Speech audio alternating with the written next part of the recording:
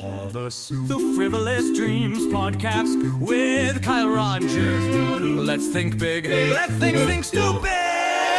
Yeah, let's be frivolous. Get up, breathe it out, breathe it out, breathe it out, breathe it out. Pick your numbers, then open your packs.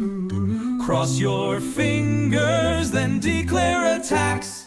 Kyle ripped off Doug Benson. Doug loves movies. Kyle loves magic. The Gathering. This is not the Kyle loves magic. The Gathering.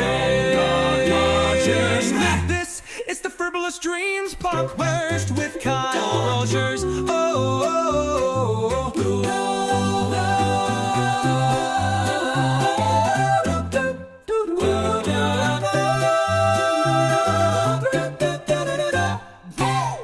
Welcome to Frivolous Dreams.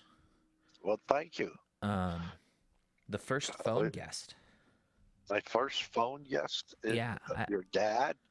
All of the other episodes have been in person. So in person. So we're talking about a 3,000-mile telephone call. Yeah. Live on your podcast. Just think, in your lifetime, we've gone from it costs money for every minute to be on the long distance phone call where you share a phone to it's just included, and you can call. Everyone has their own phone and you can call from anywhere. You don't have to be home. And you don't have to pay for the distance like you would the old days. This is true. When you got your first phone line, how much did it cost? Oh, probably $8 a month, $7 a month, maybe. And it was a wired phone with a very old-fashioned. I think when I got my first phone in my own apartment, it was a regular landline and plugged into a unit in the wall, and you had to have that thing connected to that unit to make a phone call. AT&T. AT&T, huh? Where was that? That was in Chicopee here in Chicopee, and I lived a lot of places in Chicopee, so I'm not exactly sure which apartment we got our first phone in. But when your mom and dad got married back in '75, we were living down in Willimantic at a studio apartment, and I know we had a phone there. And it's probably the first time we had our own phone. Do you guys still have a landline? Yes, we do. And we've had all right. How about this real quick? How much does it cost for that landline? I think it's $25 a month. So you could say that the price has tripled since your first landline. Oh, absolutely. So with that said, if the average cell phone costs, I think I pay like $60. So interesting. It'd be like $16 back then, but probably a lot more because new technology. But back in the day when I was a teenager, the telephones were not separate pieces at all.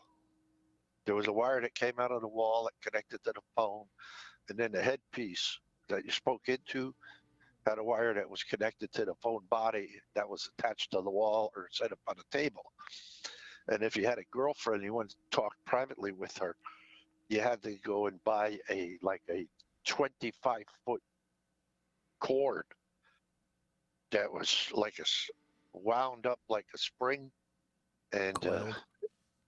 Coiled, and You had to be able to, no matter where the phone was, you had to be able to reach a private spot in the house, Or or going out having a conversation with your girlfriend.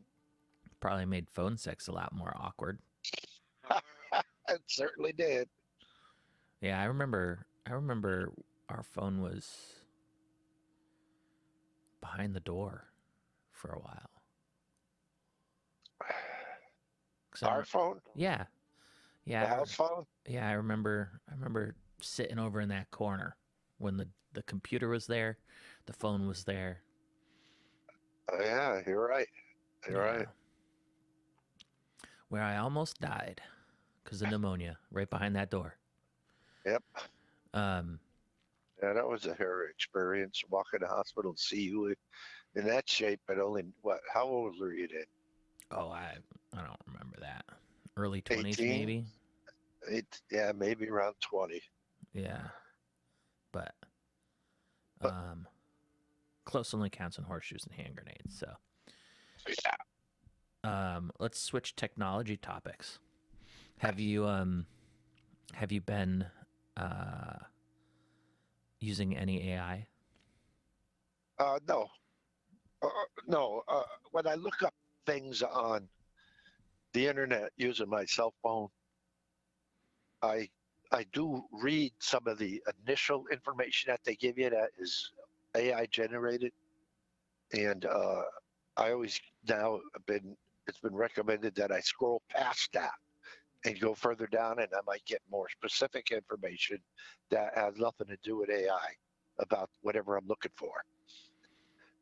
But funny experience you're talking about that is my boss Ken competed in a international breaking competition, and if you don't know, internet breaking is a people compete to break cement blocks that are stacked up, and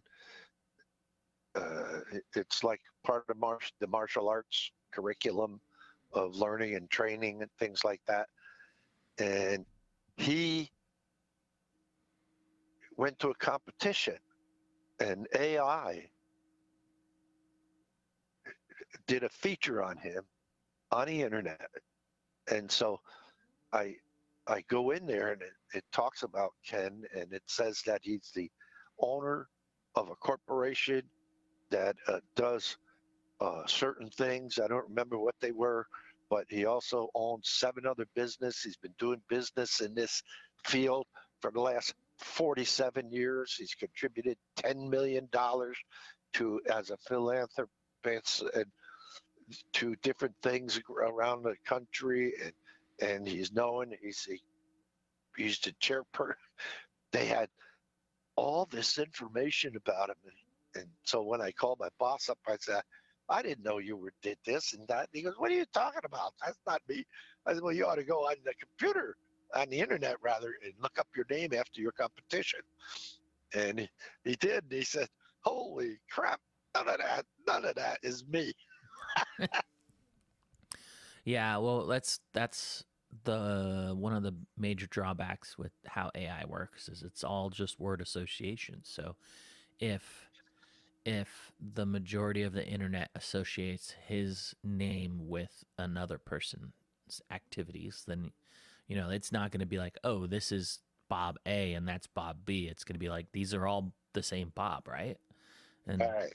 but someday it'll be better than that. I find that it seems to, like, depending on what day it is, seems to determine whether it's effective or not. The principle of academic learning has become a conversation within the conflict of whether AI should be utilized by students or not to gain answers to their academic experience. Well, it comes down to the question of what are you trying to accomplish in academics? If you're trying to accomplish how to score well on tests, sure, AI will get you there.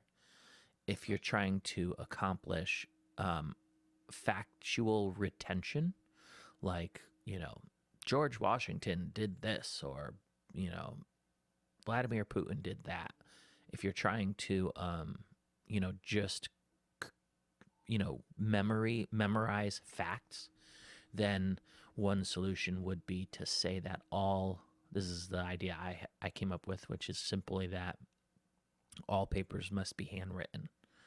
Because then, even if you do use AI to take care of the structure of the paragraph and the actual facts, forcing you to rewrite it by hand means that it's not copy pasted, and it's at least going through your body, you know, in your eyes, out your hands. But that's not going to teach you how to deduce or research or think, reason. Right.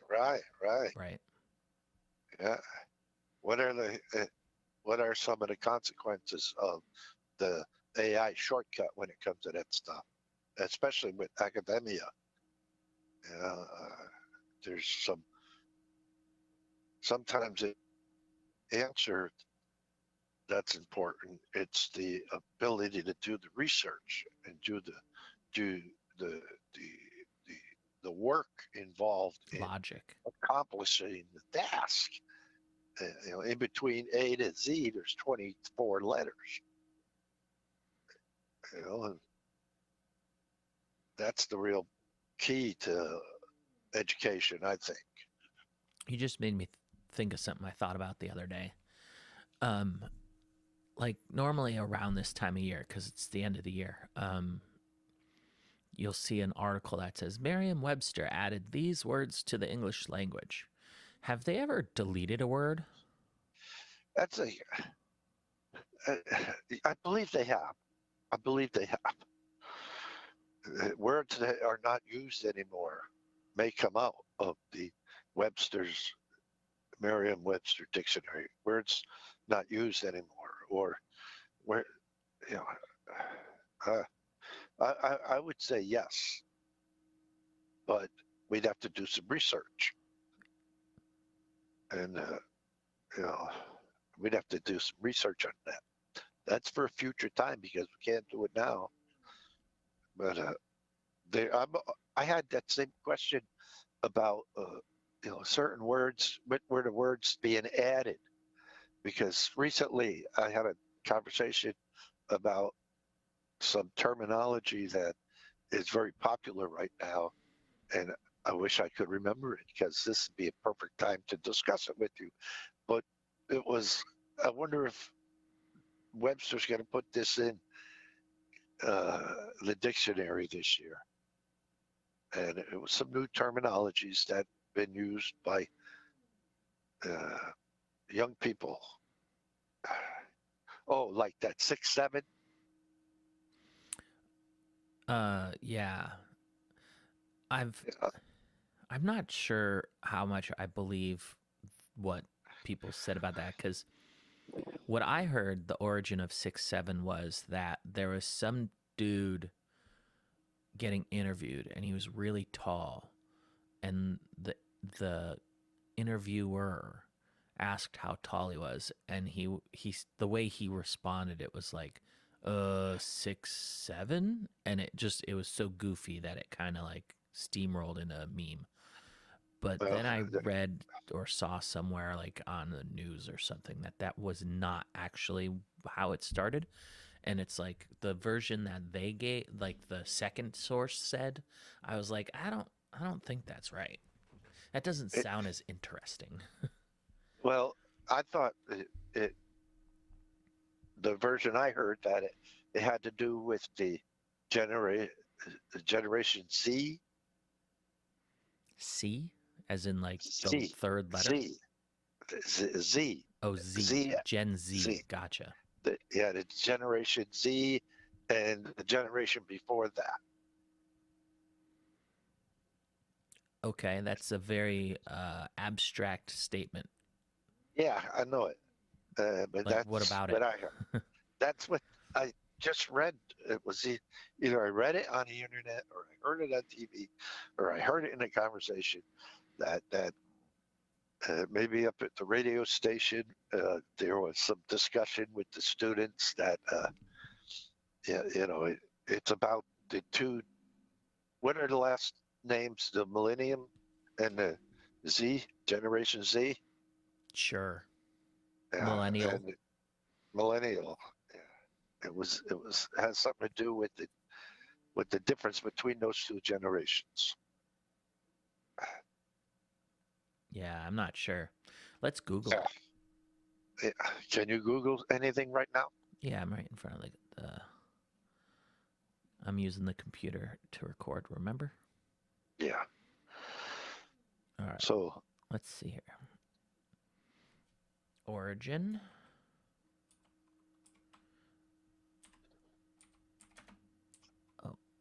we'll see who's closest to the current identity. 7 meme. All right. According to AI, the 6-7 meme originated from the drill rap song Doot Doot 6-7 by Philadelphia rapper Skrilla, unofficially released in December 2024 and officially on February 7th, 2025. Yeah. So what does the rapper mean by the term 6-7? I'm going to adjust my microphone here. Try to get it out of my way. Get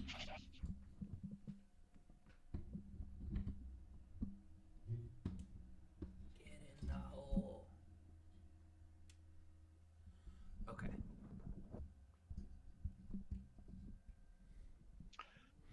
All right. Now I can actually see the screen and put my arm in there. Okay, the track gained traction in early 2025 via TikTok edits of NBA players like 6'7", amplified by Overtime's Elite TK 6'7" in a clip in a March video of. So this simple remark about the guy's height and the term 6'7" in the rapper song has morphed into a variety of different things. All right, let's see here. 6'7" viral clip.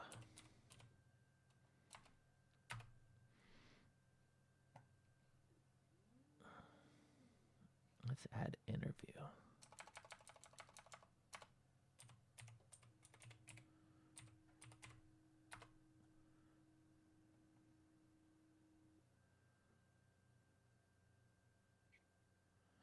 All right. Oh, here. I could do this now. I think. Is it gonna work? No. No, it is not.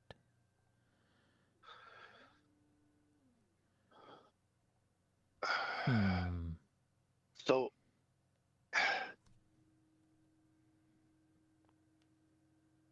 Weird. so check this out, Kyle. Sorry, I'm having fun with the tech recorder, but it didn't work. Okay. Anyways, moving on. Moving on. I want to ask you a question. Okay. Do you think that a conspiracy theory that the Vietnam War never took place? Would you believe that if someone told you that? If somebody told me that the Vietnam War did not happen at all, Yeah, that it was all faked, the whole thing. I would probably think they're trying to troll me. Okay, so I had a discussion last week with a person. They'll remain anonymous. They just It was Mom, wasn't said that no, it was not Mom.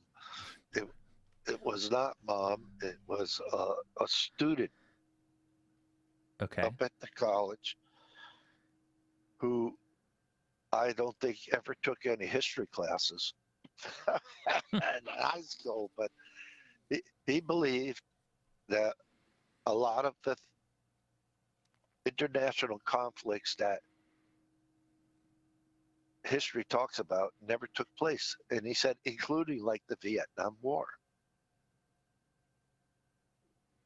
So I was in my mid-teens, early 20s during the Vietnam War. I know it took place. But I want, do you think it was, if it did not, well, I want to talk about the numbers. How many people would it take to create a hoax that big? Back then? Anytime. Well, There are people out there who said the Holocaust didn't happen. There are people out there who say John Glenn never stood on the moon, or whoever the guy was. Grissom, that our moon landing was a fake. So my question to you is, how many people do you think it would take to make a conspiracy that well? How many people would it take? Back then, I think it would take to see. I think that in order to answer that, I'd have to know, what do you mean by did not happen? Because to try to convince the entire world that 10,000 soldiers went to somewhere other than Vietnam and engaged in war.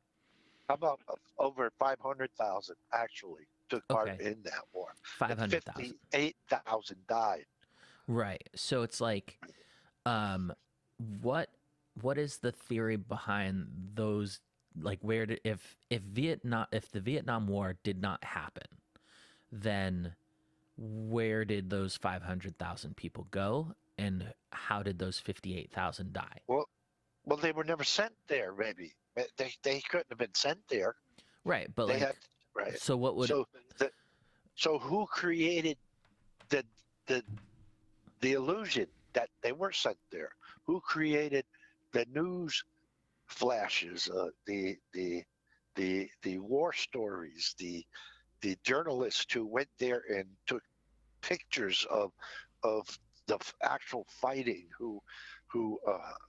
the collapse of the America's presence there, of when the VC took over day 9 and the air base had to be evacuated, and hundreds of thousands of, I mean, how could they, was it Metro Goldwyn Myers in Hollywood put this whole thing together using AI back then? No, there was no AI back then. But here's what my brain gets stuck up on.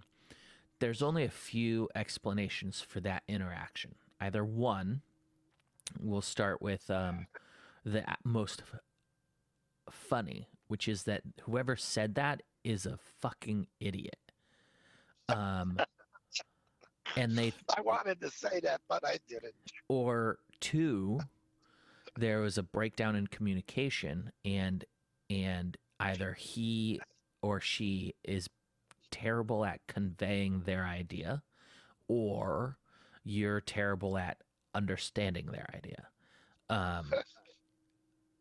Considering I know you and you're pretty intelligent, I'm going to go with probably leaning toward the first one. Well, meaning the second one, which is that they were bad at communicating. Because I could see maybe them intending to say that the reasoning behind the Vietnam War was fake, but not that the war itself did not happen, but maybe the reason that it did happen was a big lie. I tried to convey that. I asked that question. Are you saying the incident that led to the war was fake? like the Gulf of Tonkin, they did fake a bombing of a U.S. ship. They did fake the bombing of a U.S. ship, the attack of it on a U.S. ship in the Gulf of Tonkin to aggregate the accelerate the U.S. presence in the war. They Right. did do that, and I asked the person that, and they said no, it didn't happen. And I said, so I tried to rationalize. I said, listen, have you ever seen a person walking down the street with a I'm a Vietnam veteran hat? And they go, no, I've never seen anybody do that. Let me introduce you to my brother. I was so baffled by their completely naive approach to this conversation. They were. What do you call that? What do you call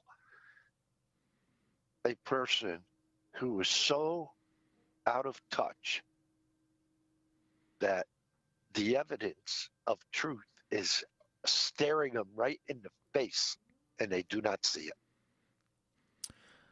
A success.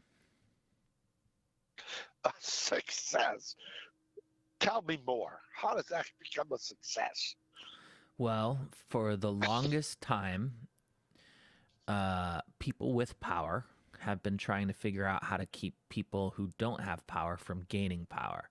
So if you can convince all of the little people on the bottom tier rung who don't have power that they cannot believe anything they're ever told, like whether Vietnam was real or not, then you've succeeded. You know, you make a good point. You make a good point with that feedback. That is there's a measure of truth in that. So Turn a blind eye. You turn a blind eye to the possibility of an alternative and truth, and you the that's the bad guy wins. Like that experience at the Boy Scout camp so many years ago, when that Boy Scout leader, yeah, with the spray paint. yeah, yeah, like, you know, he want to me. Tell the story from the start, because Okay, we've got theoretically at some point we'll have an audience of at least James, and he doesn't know the story. okay, so here I am. I'm a Boy Scout leader. Take a Boy Scout troop camping up at summer camp. This has happened to kids camping, Boy Scouting for years and years and years. And the Boy Scout camp I was connected to had a visiting leader from Puerto Rico. And he had to lease a car because he was here up in Massachusetts instead of down in Puerto Rico. So while it was here, he leased a car. And one day, they find a car the windows of the car were spray painted with swastikas. And the Puerto Rican flag had been damaged that they put up at the Boy Scout camp. The flag had been taken down, and it was spray painted with a swastika on each side. So, okay, so all hell breaks loose at the camp. Everybody wants to know who did it. And right away, the camp staff starts pointing fingers at kids. And, you know, I'd be in the newspaper business, and having done some investigative reporting over the years, I looked over the situation, and I found out that whoever spray painted the swastikas on the flag put a piece of cardboard down on a table so that when they spray painted the swastikas on the flag, they wouldn't damage the table inside the building that they did that to. And that they only sprayed the windows on the car. That told me that it wasn't kids. What age kids are Because we talking about? kids wouldn't, that it wasn't the Boy Scout children. Right. The young kids come, So like because young teenagers? young teenagers, yeah, usually about summer camp, the kids that attended are between the ages of 10 and 15, Okay. 16. So I said, you know, they're not that rational. When they do stuff like that, they do it reckless and they do it with abandon. And I said, no, this can't be a kid that did this. And the Boy Scout leader from Puerto Rico, he wanted to leave. And we sat him down, and I was an advocate on his behalf. I said, if you can't go, I'm sorry this happened to you, but You are my prisoner. if you go home, the bad guy wins. If you go home, the bad guy wins. I said that to him about 10 times in our discussion the day after this happened. And he said, okay, I'm not going home.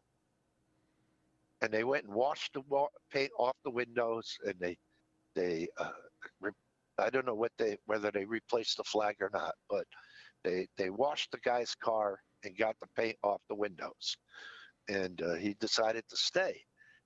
But the camp wanted to go through our tents, all the children's tents, to find empty spray paint cans. And I told him, if you go through my children's tent, the kids in my Boy Scout troop, I am packing up my kids and I'm taking them all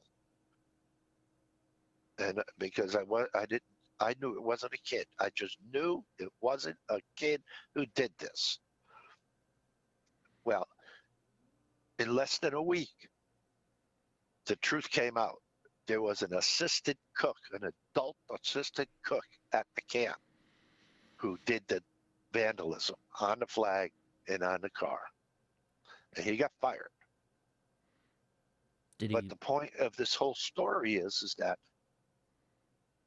first they went and start blaming the kids, the target.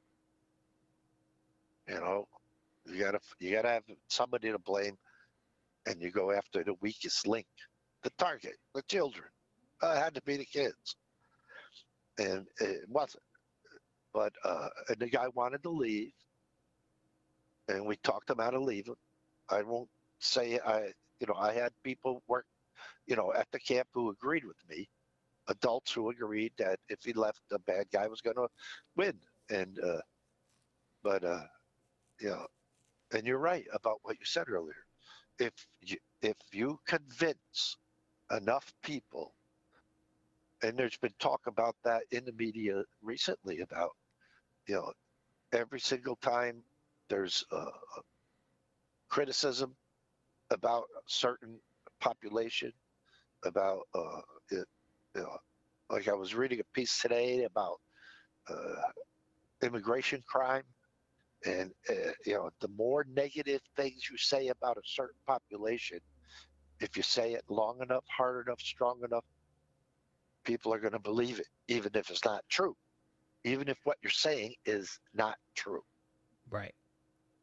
People are going to eventually start to believe it. And if people can be so naive as to believe that the Vietnam War didn't take place, where did they get that information from? What did you hear about immigration crime? Just that there was a piece saying that it's, and here, see, I look at it this way. There's a piece on the internet that talked about New York State's the criminal justice system has 85,000 people incarcerated. 50% of them are illegal immigrants. Okay. And that proves that illegal immigrants are causing most of the crime in America, because there was a piece in the paper that said there's no proof that more crime is being committed And so they took these stats out of New York and they said, yes, sir, this is proof. Gotcha. Okay, so there was one article that you saw that said that illegal immigrants are not committing the majority of the crimes, and then you saw another article that said, here's proof: 50% of New York incarcerated people are illegal immigrants. That's that. It's no, that's a little. There were 7,000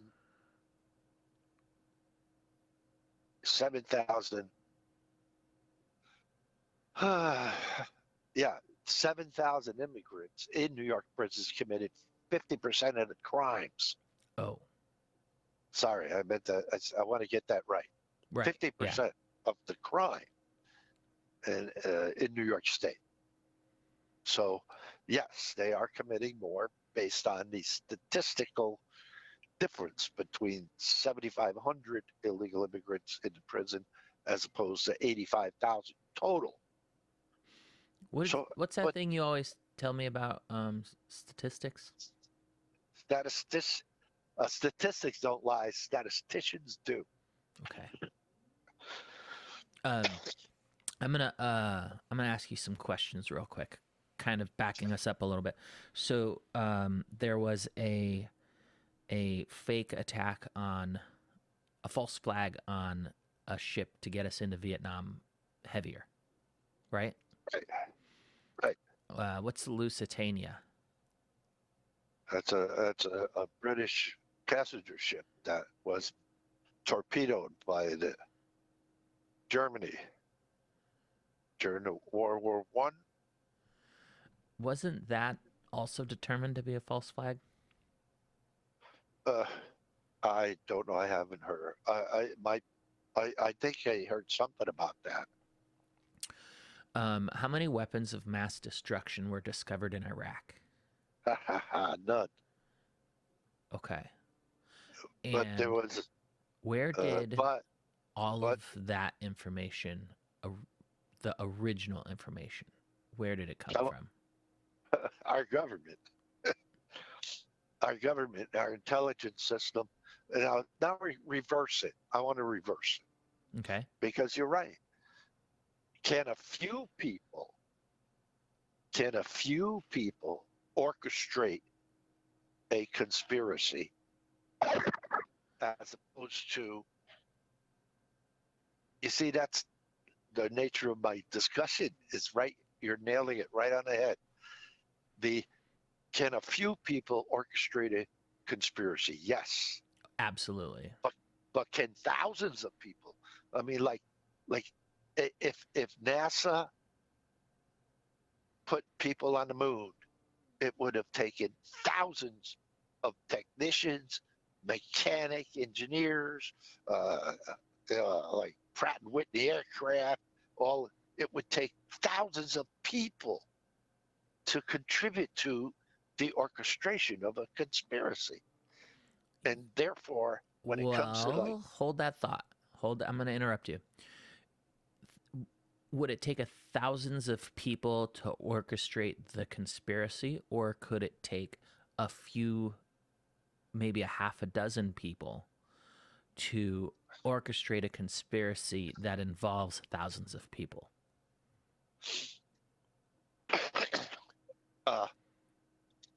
Let me use a quick example. Hundreds of thousands of people watched 6 astronauts, or how many there might have been, I don't know, watched the rocket testing, watched Cape Canaveral. The television cameras were there. They were right there in front of general public people.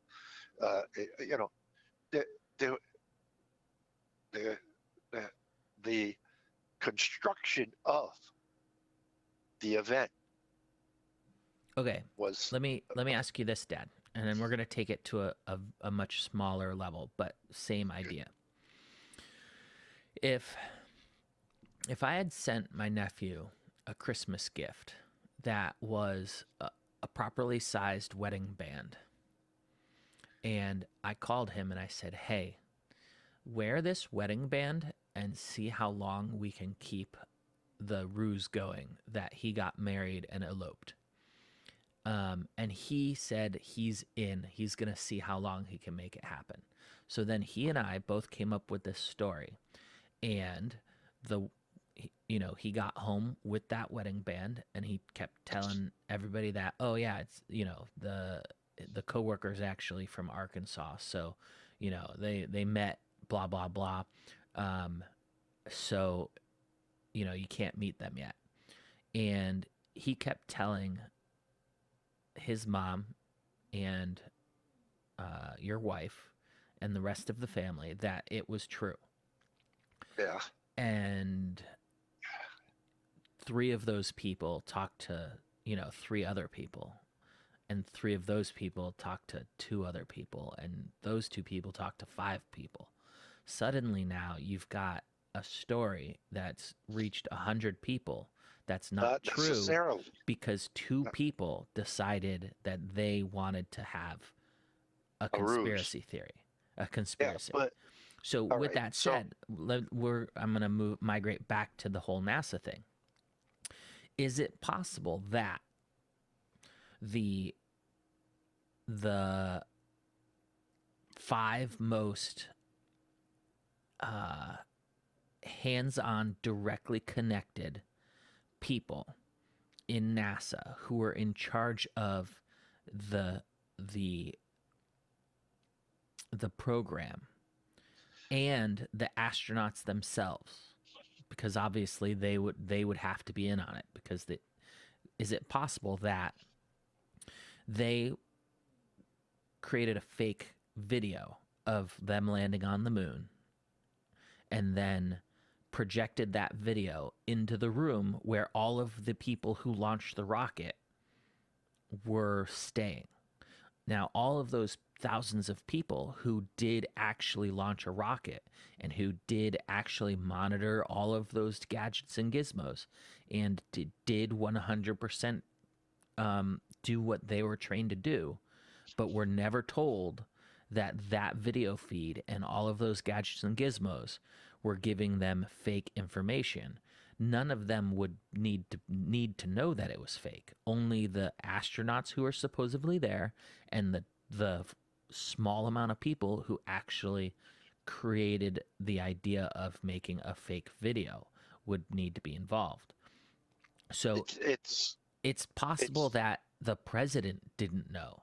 If, for example, some, whoever was in charge of the CIA at the time was like, hey, if we don't tell the president, then he can have plausible deniability. So we'll just not tell him. We'll fake it, and then America will be great, and we will be the superpower, and then we did good for the sake of doing good, even if it involved lying. Well, you can always try to convince somebody that that's going to happen, but my response to that would be that the more people that know something is a miss, the less chance it's going to stay a secret. Right. So in order for that that big of a ruse to be constructed, there's going to be anomalies throughout all of this that people are going to uncover, that who may be a part of the deception, not creating it, but being a victim of it. And all of these events that people saying the Holocaust, the Holocaust didn't take place, or these QAnon people saying Washington is full of pedophiles. There's no, where did they get that idea? Well, and you do know that Congress had to pass a rule saying that you couldn't sleep with your interns. Yeah, I wouldn't be a bit surprised. But does that mean the entire system is governed by people who want to do nothing but evil things? Okay, Dad, I know that you love it when I use extreme examples. So here Give me comes one. one. You ready? Yeah. Um, let's say, hypothetically, that China, Russia, England, and America all wanted to reduce the population by releasing a completely novel virus that might successfully kill 20% of the population and On a planet. on the planet. And Venezuela was like, "Oh, we're on to you. We know that you guys all literally asked us if we wanted to help. But we have no evidence to prove it, but we're going to stop you." What are the odds that Venezuela would be able to successfully stand up to Russia, China, England, and America in any capacity? I Well, believe the answer is 0. zero. So with that said, if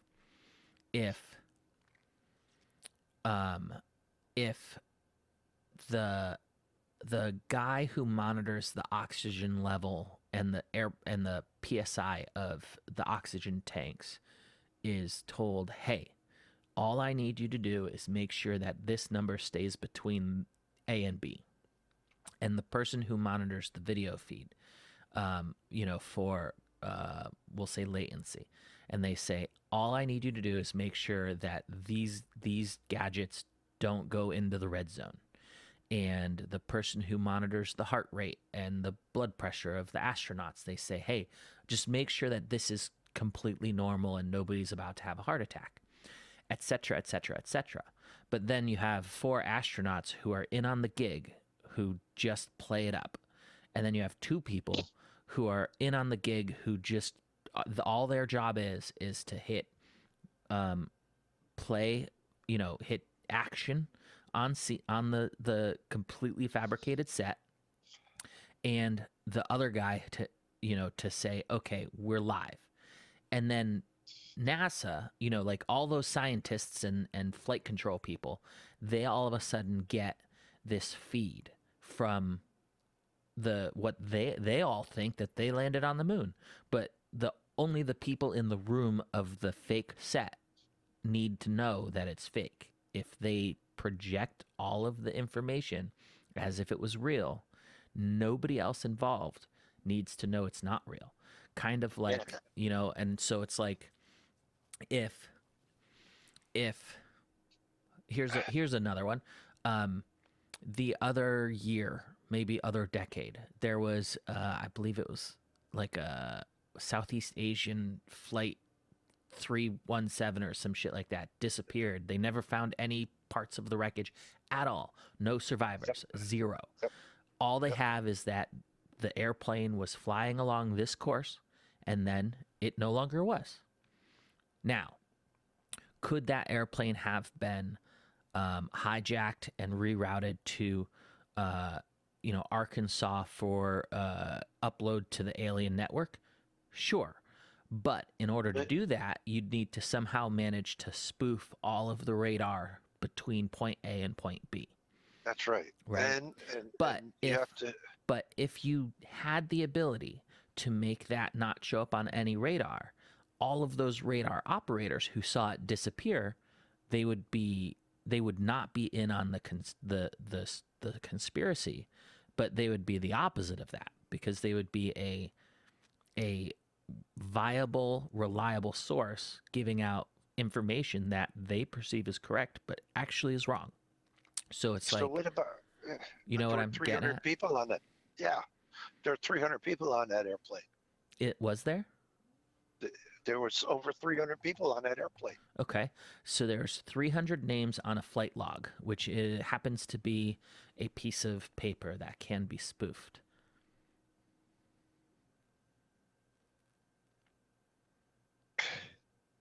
Do you know any of the families of any of those people? I know I personally don't. Okay. Do you know anybody who does know any of them?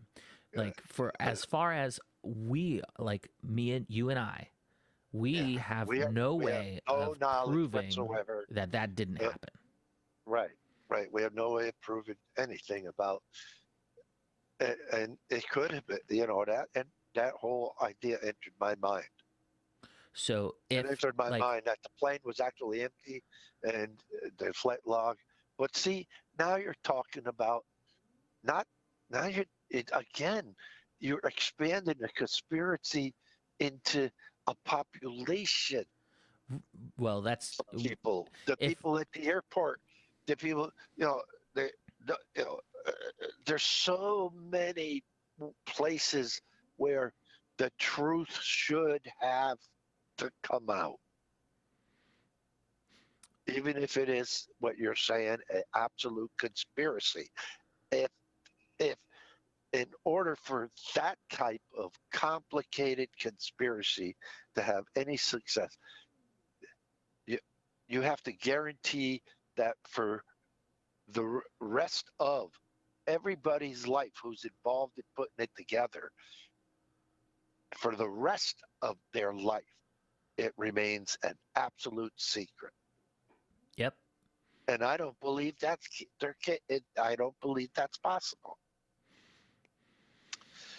I don't believe that's possible. The greatest thefts in the world are those thefts that take place by one person. They still have a picture that was stolen from the Louvre in France in 1948. They know it was stolen by one person, not a whole group of people. And that picture has never been recovered. Okay. So what happened to it? Just some They don't know. collector put it in the closet and went, They I don't know. I stole the shit Maybe out of that and I'm never telling anyone.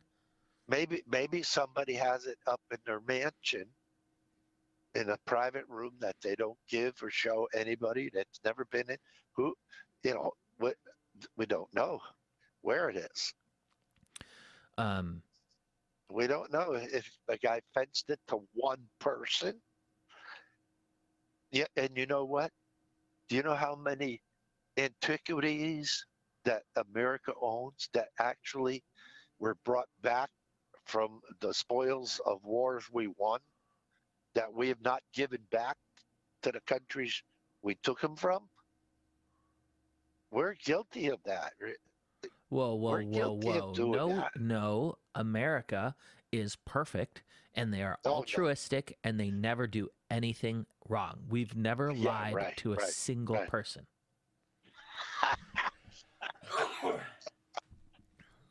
You So, better cough that one out. uh, uh, Look, getting back to Earth, what we were talking about earlier, the uh, the ability to convince someone that something is true when it's not, or that something is not true when it is, has a lot to do with the manipulation of the human mind. We both know that. We both know that. The population you were talking about, like this wedding thing, you wedding can thing? make yeah, Oh, yeah. the wedding ring, and the elopement. You can send that. You can start a rumor like that within a family, but that type of rumor and that type of scenario is limited to a population, a family population, not a public population, not a like a community, a city, micro. It's smaller than a micro community. So some of these conspiracies that people say uh, are out there, it takes a macro knowledge for it to be successful. All right, let me ask you this. Is there a conspiracy that you honestly believe could be true? Yes, the Which one? assassination of John Kennedy. Oh, well, that was just determined to be just one dude. Like, Sure, yeah, period. sure. Like, what is there to ask about that? He was it was an easy shot, and he was completely voluntary and definitely did not get visited by John Anthony West while he was in the hospital. Oh wait, no, that was the guy who killed him, Ruby. Jack Ruby. Yeah. Yeah, Jack Ruby Speaking of shot him which, dead. have you started reading that book yet? No, Oh, we're gonna have to no, get. Chaos with Charlie Manson. Yeah. Uh, By the way, no, I haven't. But Ma I gave am. me a book and you gave me a book. So, yeah, Yeah. I got two Well, books to read. Plus, I haven't finished the other books you bought me by Terry Brooks last year. well, the Chaos book. Yeah. That gets in. I believe it dives into the JFK assassination, even though it's about the Manson murders. And I have read several books about the Kennedy murder, and I have read books about Charlie Manson. There are 2 or 3 books I read before you even gave me this one. I read Helter Skelter, and there were 2 other books I read about, and all of them were pretty factual, pretty, and some of them repetitive in terms of outlining the everything, but some of them went into the psychology, the social rebellion of people. One of them went into the like how Charlie Manson was able to manipulate women simply by telling them, "Just think of me like I'm your father, like your dad," because a lot of young girls have deep bonds with their fathers that he was able to take advantage of. Sure.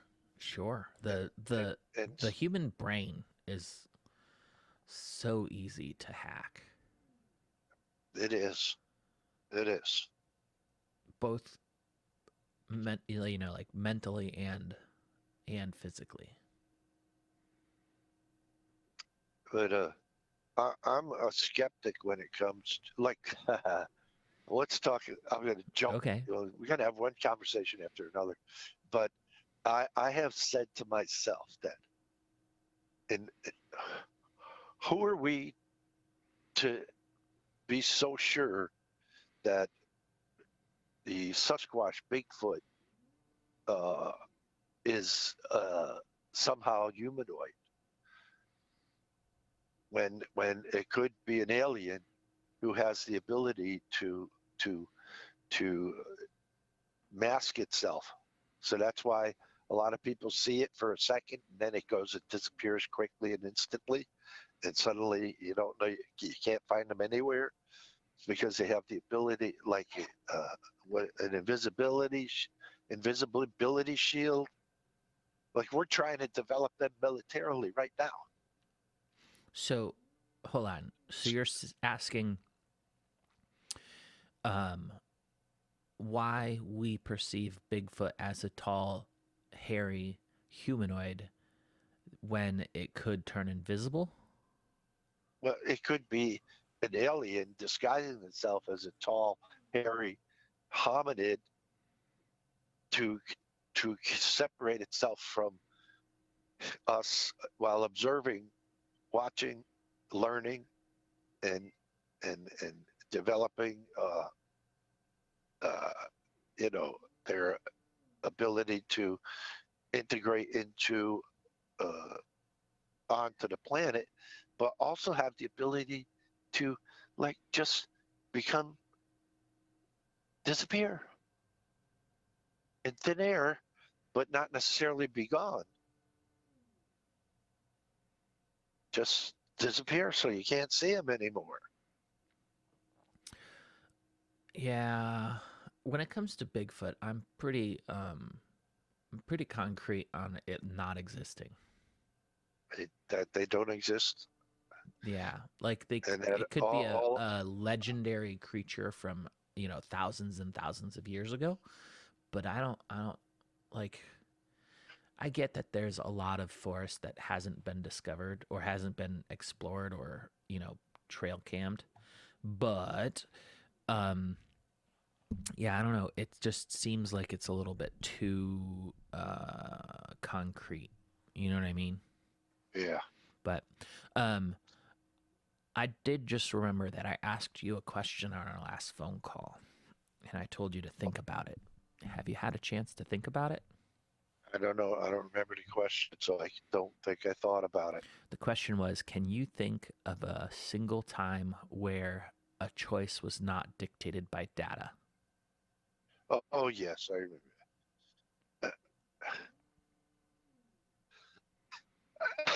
Mm, mm. Yeah, Okay. I'm ready to prove you wrong, but continue. and, and I just right as I said it, I changed my mind because I remember like the day I met your mom. It was at a club here in Chicopee.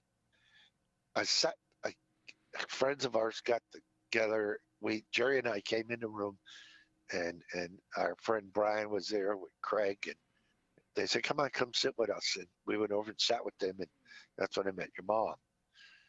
And there must have been data involved in this. My response when her ex-boyfriend kept bugging her, I put my hand on her leg, and when he came over, I said, "She's with me." So I rescued her. Okay. Now, I was only 20 years old. How much data did I have inside me about, you know, the rescue syndrome that you know, a lot of So women's inferiority comes from the rescue syndrome. They feel inferior because they have to be rescued all the time. so do you think you would have taken that same action if it was a dude? If it was a dude, what do you mean? Yeah, if a dude was being harassed by his ex-girlfriend. Would, would I put my hand on his leg and said he's with me? Yeah. No. Okay. So female. There's some data. Okay. Would you I have, would, and here's going to be a tough one. Would you have done that same thing if mom was 390 pounds? no. More data. So attractive female mate, potential mate. You're telling me that there was no chemicals in your bloodstream that said, "Oh, look at this lady." Yeah. As soon as I saw her. Okay. So there was a hormonal attraction between you two. Absolutely. There was But with social that, social data, meaning, she's obviously single because an ex-boyfriend is giving her shit. You're single because, that just happens to be what it was. Um, and that sounds like a lot of data to me. uh, Because well, if you yeah. weren't single, you probably wouldn't But, have done that. uh, well, Kyle, that's yeah. I agree. All that stuff takes place in a spot through a cycle of spontaneity, through a cycle of. I mean, now you're putting da- data into these subconscious cycle of uh, we talked about this before. The anthropology of knowledge is inside all of us, and many things we say and do, and many ways we act, many have been ingrained in us without us even knowing that we're utilizing that data that Right. you're talking about. Right. We So don't even know because we're you putting can't, it you couldn't Yeah. choose to not have the biological reaction of attraction. You could not Right. choose not to notice, mom. You couldn't choose to not hear, her ex-boyfriend being an asshole. You couldn't choose that she was her reaction to him. You couldn't choose her reaction to you. You couldn't choose the amount of alcohol that was in your bloodstream because, once it's in your You're right. mouth, it's in your mouth. You can't just voluntarily change any of those variables at the Yes, time. you can. Okay. Yes, you can. Which variable could you have chosen to change? What it, the fluidity of the situation Okay. But here's the that thing. takes place, but I could have chosen not to see her as attractive. How? Simple. Not not everybody in the room. So uh, the there are the fact that I could have sat down at the bar and found some other girl 10 feet away attractive, Sure. but I happened to sit next to her. Okay. So I could have sat So I could have sat next to Rayanne or Sue. why did you sit And next to her? not have had. I don't know. You don't remember or you don't know? I don't know. I don't know why I sat next to her. I don't remember. My what guess happened. is that one, the chair was empty, which is data. And two, there was probably other chairs that were not empty, which is data. Because most people don't sit in strangers' laps. So, there was obviously things that caused you to sit in that chair. Simple ones, like whether it was occupied or not. But if her ex-boyfriend wasn't at the bar at all, would you have sat in that chair? I might have still sat in the chair, but I might not have. Right. So because you can't choose whether the boyfriend or the ex-boyfriend was there, and you can't choose which chairs were or were not occupied, and you can't choose how attractive mom is, and you can't choose to not have that hormone reaction. You didn't choose anything. You just rode the wave in the direction it went, which I'm very thankful for. Yeah, but I did make decisions and I did make choices that night. I chose to put my hand on her leg and tell him she's with me. Well, you're telling me that if he wasn't there, you still would have done that.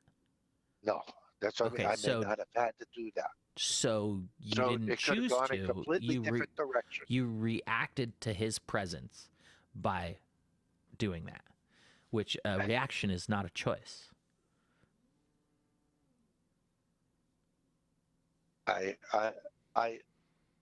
A reaction. I responded. You responded, right? Can you respond to a lack of different than a reaction? Okay, I'll agree with you there. Can you respond to a question that doesn't get asked? No. So can you respond to an action that doesn't occur? No. So if he didn't show up to the bar, you couldn't respond to his presence. Right. So if you can't respond to something that doesn't happen, then that changes the data set, because the data was that he was there. And if he wasn't there, you wouldn't have had the responses you had, which means that you didn't make any choices. You just responded to the data of his presence. So the data, the data. Mm-hmm. Okay, if 150 people hear about a mass shooting, and one person says that mass shooting didn't happen, why was there the data for that one person not there? Maybe the government lied to him too many times in the past, which is data. So the individual can choose to compartmentalize things and decide to lock things that they No, don't no, want to he hear can't. into a box No, he and, can't. and make believe it didn't happen. No, because in order for him to omit data, he has to have a reason to omit that data. So if, let's stick with your example, if there's a mass shooting on the news and someone says, well, I don't believe that, I'm going to omit that data. You have to ask, why is he omitting that data? And if he's omitting that data because the last mass shooting that he heard about was fake, then the omission is based on the data from the previous data. Therefore, you can't say that he chose to admit it because he's just responding to the data that he already collected. The bottom line is, and I'm going to iron it out real nice and soft for you, right? Sharp, whatever descriptor you want. The bottom line is, because you cannot control your bodily chemical functions and you cannot control what you remember and you don't remember, you cannot choose anything, because all of your choices are based on your physical makeup, whether it be, more oxytocin or less oxytocin, for example, or more adrenaline or less adrenaline. But also, it's based on your memory and understanding of your physical world and your projected interpretation of what could happen in the future based on all of the other data from the past. Therefore, no matter what you choose, like for example, if you hung up on me right now, you wouldn't be hanging up because you chose to hang up. You'd be hanging up because you said you know that I've already made my mind up based on all of our previous conversations, which is data.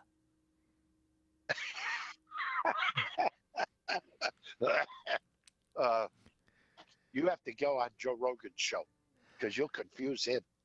Nah, he would see through this and change the subject real quick. And All right, look it. I would never hang up on you. I hung up on Eric the other day. yeah, how come? Yeah, because he said, "Why did you do this? Why did you do that?" Reminder, you're being recorded. Yeah, it was about I'm putting a new bathroom sink in, and we needed to he wanted to put the holes in the bottom that the pipe goes through. He wanted to make them really small. You can't make them any smaller than the hand valve that turns the water on and off. So I had new hand valves put in and shut-off valves. Why? So okay. And so he was like, "Well, what'd you do that for?" "I have a thing to cut the holes just your exact size as the diameter of the pipe." But you can't, the hole has to be big enough for the hand valve, even if you can't put the hand valves on after you slide the water line, the cabinet base Why down not? the water line. Because in the future, if you want to change the sink or change the cabinet, you have to turn the water off and lift the cabinet up off the pipes. And if the hole is not bigger than the turnoffs, you have to cut them off. I am going to say that I do not disagree with your logic, but I also agree with Eric.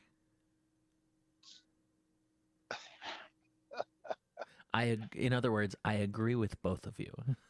Yeah. My logic is one that calls for it, you know, Yours is the hole to is be just a half simple. an inch bigger, so that if we ever change the cabinet, we don't have to redo the pipes.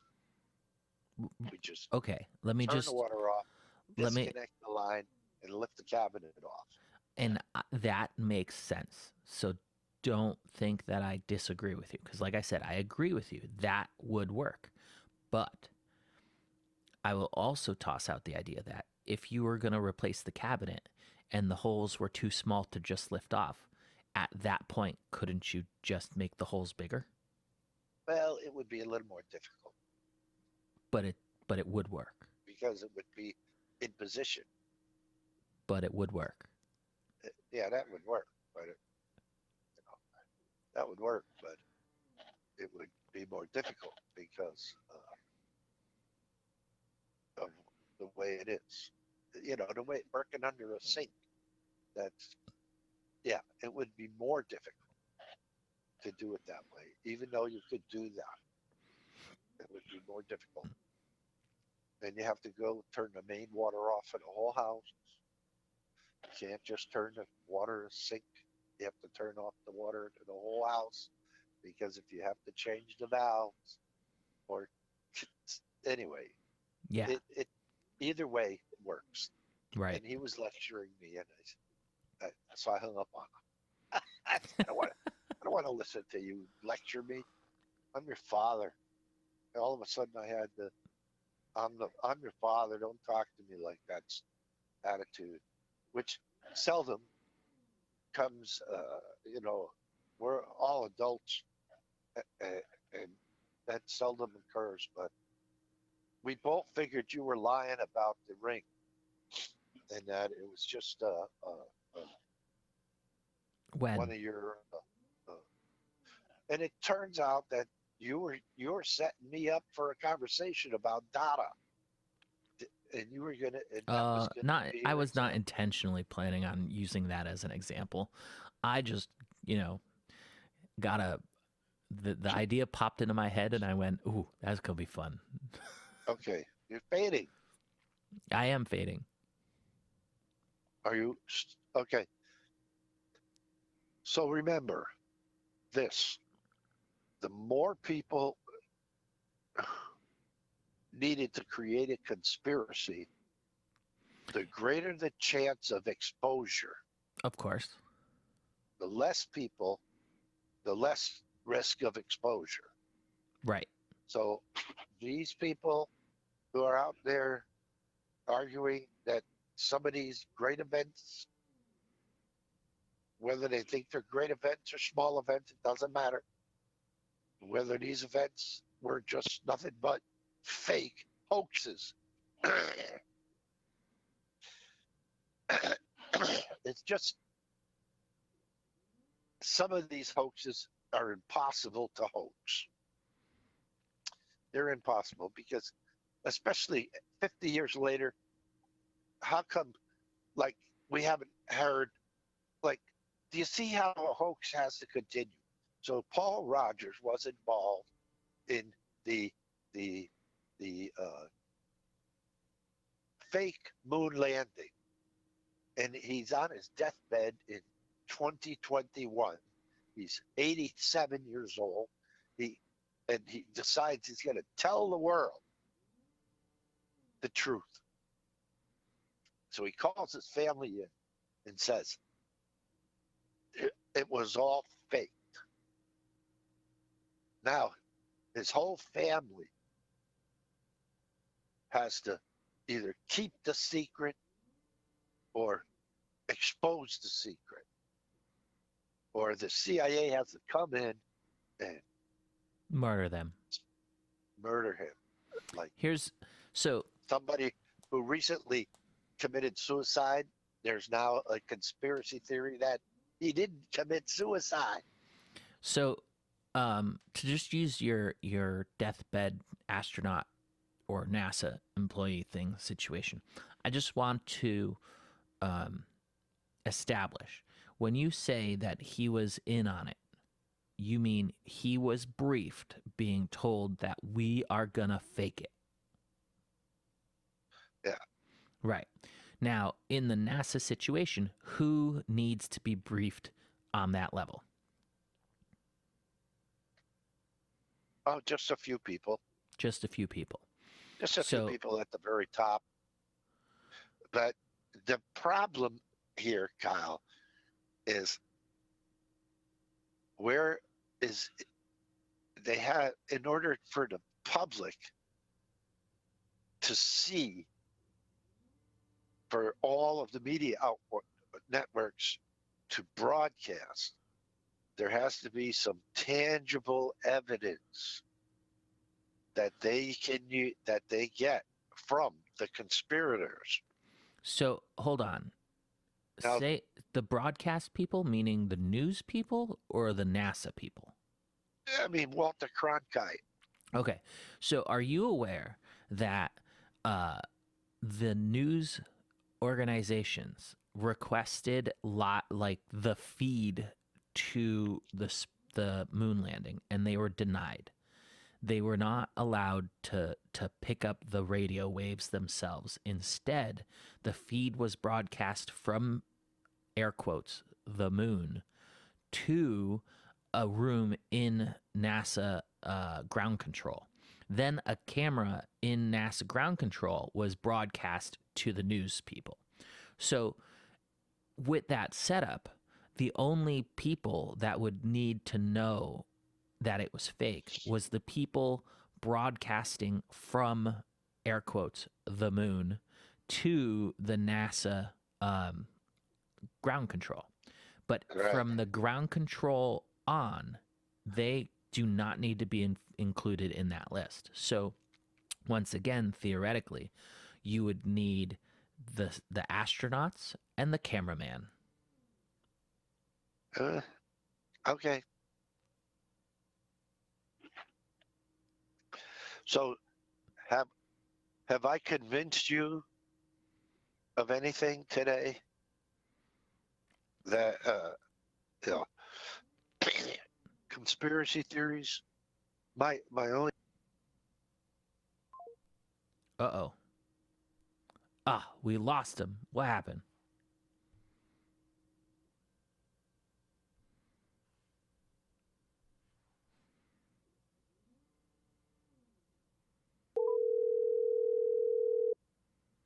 hello. Hey, we lost you. I know it. Did you choose to hang up? I got all 4 bars. It's not me. I don't know what happened, but anyways.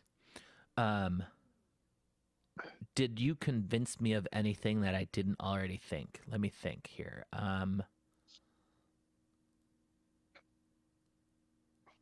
No. So I didn't convince you that in order to put on a massive hoax, it would take more than 10 people to do it. No. Okay. Well, you didn't convince me that it didn't happen, that anything is a hoax.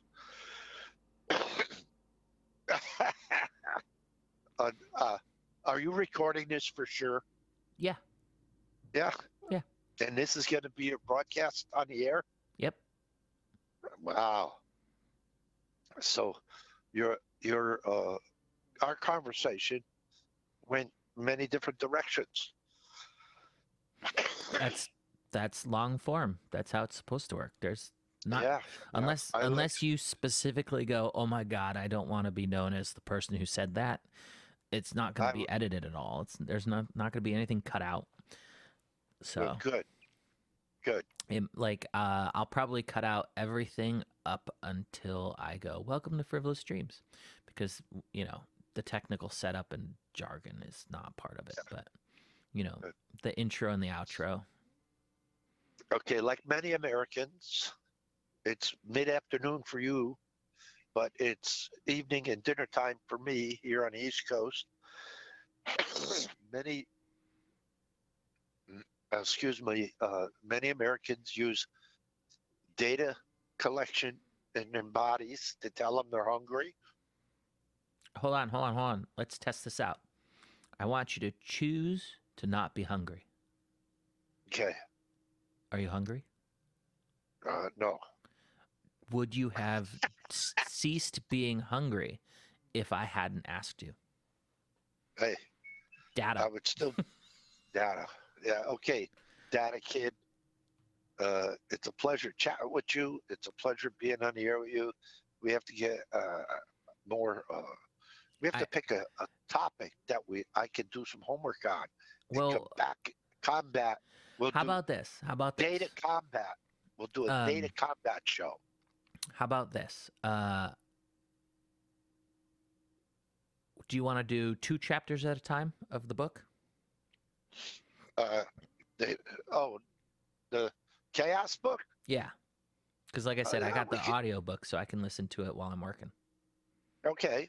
We can do that. All right. So you read the first 2 chapters, and I'll listen to the first 2 chapters a few times while I'm at work. And and then we'll schedule another podcast when you tell me you have gotten through it and you're ready to talk about it. Okay. I like that idea. That's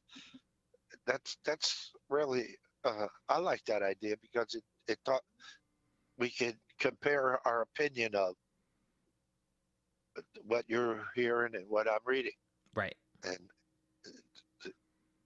the value of it all to our listeners. Yeah. Speaking of listeners, do you have anything you want to direct them to, like maybe your radio channel or whatever? Not today. They're in the middle of redoing the streaming thing, and we're after the first of the year. I'm getting a new streaming call, and I won't know that for another week and a half, so I'll have to wait for that. Okay, so next time.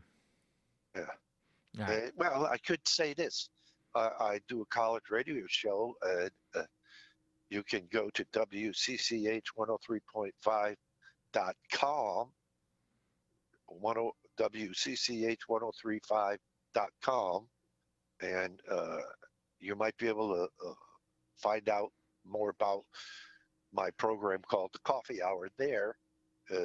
As for streaming, it may not, maybe somebody could just learn about this program without having to listen to a show yet. I don't know. Depends on how they set the website up. All right, Pops. Okay. Love you. It's a pleasure. Talk to you later. All right. Love you too. Bye. Bye. All right. Thank you to anyone who got this far in the podcast. FrivolousDreams.com. And I know that this episode is audio only because, it's over the phone. But I would really appreciate if you just went to YouTube and subscribed so that I can just see that you exist, Mr. or Mrs. Listener. Because that'd be cool. But if not, whatever. That's not, I appreciate the listeners, but I enjoy the conversations. That's the real driving factor. So I hope you do too. Again, frivolousdreams.com. Don't forget to check it out. We've got a forums. It's not functional, but it's there. I think we have one user. I don't know if any of the emails work, but, baby steps. Thank you. Bye. The show is over and no one is rich. Maybe next time I'll hit real big. I wish you good day. I'll see you next time. Oh, Frivolous Dreams!